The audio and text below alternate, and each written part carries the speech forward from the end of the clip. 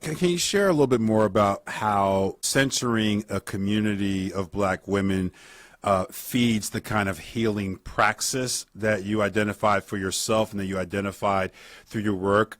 Because I, as someone who is a huge imbiber of Black literature, and who has a wife who has a book called Womb Work, who's written about communities of healing in Black women's literature, I've been privy to understanding how that has played out in literature itself, right? Like, you can see these scenes across Black literature. One of the reasons why it's important to read Black lit is because even before we move into the speculative space, Black literature creates those kinds of spaces. But you're talking about taking that kind of literary practice and making it reality praxis. So talk to folks a little bit about your journey and about how these, what you might think of as fundamental literary tools, are actually important spiritual, emotional, and cultural tools in your kind of work.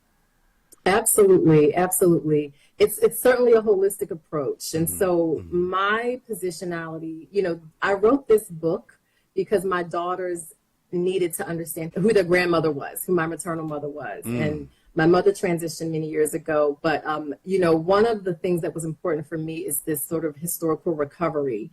And so you talk about the dominant narratives for Black women and just the stigmatization of Black women, particularly within media. And so centralizing Black women at the height of the crack cocaine epidemic is extremely important, because when we think about the dominant narratives through media, beyond literary pieces, there is one dominant monolithic perception, and they're painted as monstrous, and they're painted, and we know about the myths, and we know about the crack baby myth, but these dominant narratives and societal perceptions are so insidious that they impact those of us who lived it, and I can attest to that. And this is what I wrote about, facing trauma and being really unable to fully acknowledge my mother's victimhood, even though I understood, that she was suffering, but centralizing Black women in a way that really gets us to challenge these dominant narratives through our individual amplification of our lived experiences.